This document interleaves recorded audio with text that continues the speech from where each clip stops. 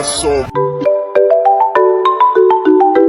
Assalamualaikum warahmatullahi wabarakatuh.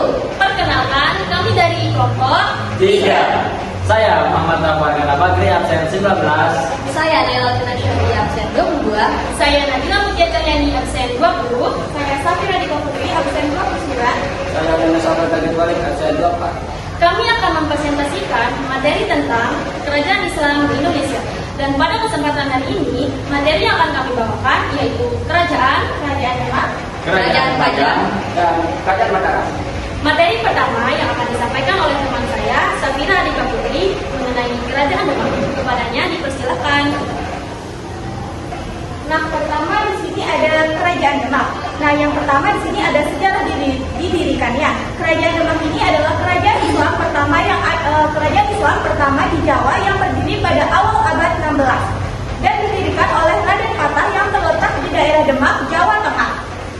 Nah, berikutnya ada raja pertama. Kerajaan ini berdiri sejak tahun 1500 Masehi. Tetapi banyak orang yang berpendapat bahwa kerajaan ini berdiri pada tahun 1478 dan Raden Patah ini juga merupakan raja pertama sekaligus pendiri dari kerajaan Demak tersebut. Nah, selanjutnya ada masa kejayaannya. Masa kejayaan ini terjadi pada masa pemerintahan Sultan Trenggono yang terjadi pada tahun 1521 sampai 1546 yang berhasil memperluas wilayah kekuasaan Demak ke Jawa Timur dan Jawa Barat. Lalu materi lanjutan kerajaan Demak akan dijelaskan oleh teman saya, Nunesa Fadak dan Malik. Kepadanya dipersilakan. Selanjutnya, raja terakhir pada kerajaan Demak setelah pembunuhan Prawoto, tahta Demak itu ke tangan Arya Penangsang yang mendapatkan dukungan dari Sunan Kudus. Arya Penangsang pun tidak lama berkuasa. Tindakan pengikut Penangsang yang menghabisi Sunan Prawoto dan Adipati Jepara Pangeran Kediri. Terlepas dari perbedaan itu, yang jelas kematian Penangsang menandai tutup bukunya kerajaan Demak. Selepas kematian Penangsang, Hadiwijaya mendirikan kerajaan Pajang.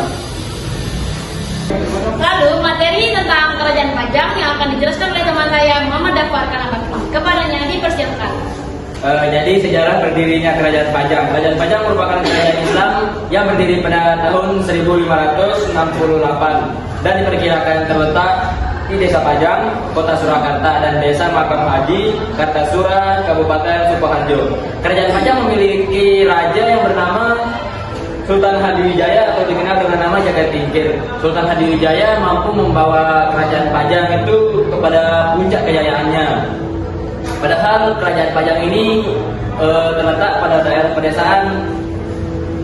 Pajang menerapkan sistem agraris berupa pertanian sebagai mata pencaharian mereka. Setelah 21 tahun berdiri, akhirnya Pajang mengalami kemunduran pada tahun 1587. Raja-raja kerajaan Pajang ada 3, yaitu yang pertama Jagatingkir atau Sultan Hadiwijaya, yang kedua Arya Panyiri atau Mawantipura, yang ketiga Pangeran Benawa atau Prabu Wijaya. Lanjut materi berikutnya yang akan disampaikan oleh teman saya, Naila Alfina sebagai materi lanjutan dari kerajaan Pajang. Kepadanya dipersilakan. Kali ini saya akan menjelaskan tentang masa kejayaan kerajaan Pajang. Masa kejayaan kerajaan Pajang itu menjadi pada masa pemerintahan Sultan Hadiwijaya yang memerintah selama 12 tahun. Pada masa pemerintahannya, wilayah kekuasaan Pajang itu mencapai Madiun, Blora, dan Kendi. Pada masa pemerintahannya juga terjadi perkembangan yang sangat pesat pada bidang pertanian yang menjadikan Pajang sebagai lumbung beras utama di Jawa. Hal ini juga didukung oleh letak dari kerajaan Pajang strategis. Kalau kita bicara tentang kejayaan, kita juga bicara tentang kemunduran kan. Kerajaan Pajang itu mulai mengalami kemunduran setelah wafatnya Sultan Hadiwijaya. Setelah wafatnya Sultan Hadiwijaya ini terjadi perebutan kekuasaan antara anaknya yang bernama Pangeran Benawa dengan menantunya yang bernama Arya Penggiri. Selanjutnya terjadilah perang antara mereka berdua yang dimenangkan oleh Arya Penggiri. Selanjutnya Arya Penggiri ini menjadi Sultan kedua pada kerajaan Pajang. Tetapi pada masa pemerintahannya Arya Penggiri ini lebih berfokus kepada balas dendam terhadap kerajaan Mataram dan mengabaikan masyarakatnya. Sehingga Pangeran Benawa ini merasa punya tanggung jawab dan prihatin terhadap hal tersebut. Hingga akhirnya Pangeran Benawa kembali lagi ke Pajang untuk merebut kekuasaannya kembali. Selanjutnya terjadilah perang antara mereka berdua yang mengakibatkan Pangeran Benawa itu menang dan menggantikan posisi dari Aden Panggiri. Selanjutnya Pangeran Benawa ini lebih berfokus kepada penyebaran Islam dan berhenti dari pemerintahannya dan digantikan oleh anaknya.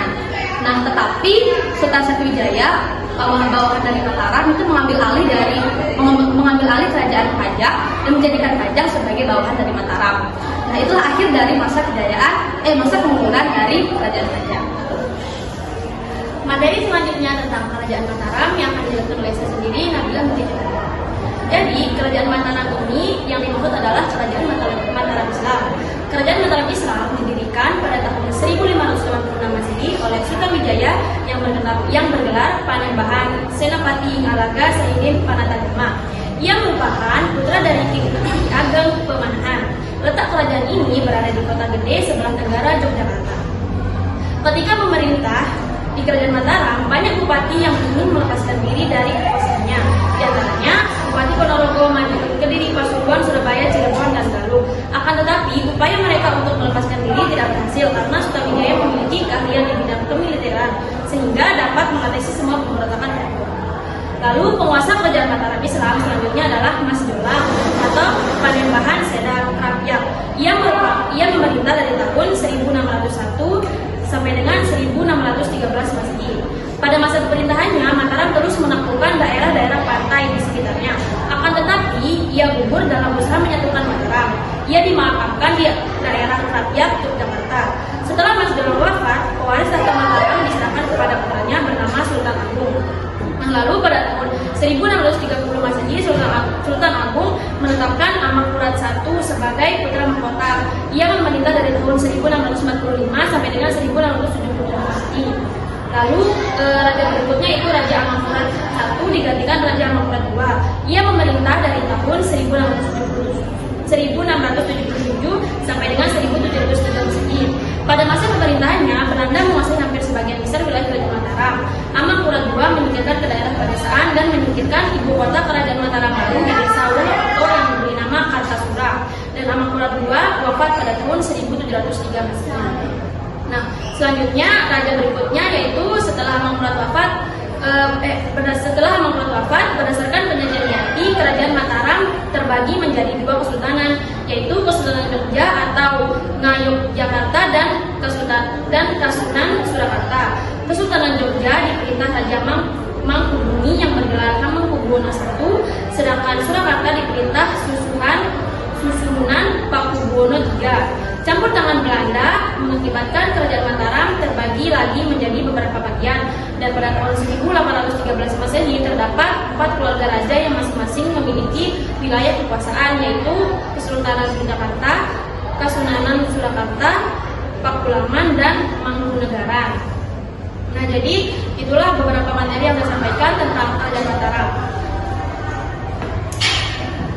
Berdasarkan materi-materi yang saya sampaikan tadi, semoga para penonton dapat mengambil pelajaran dan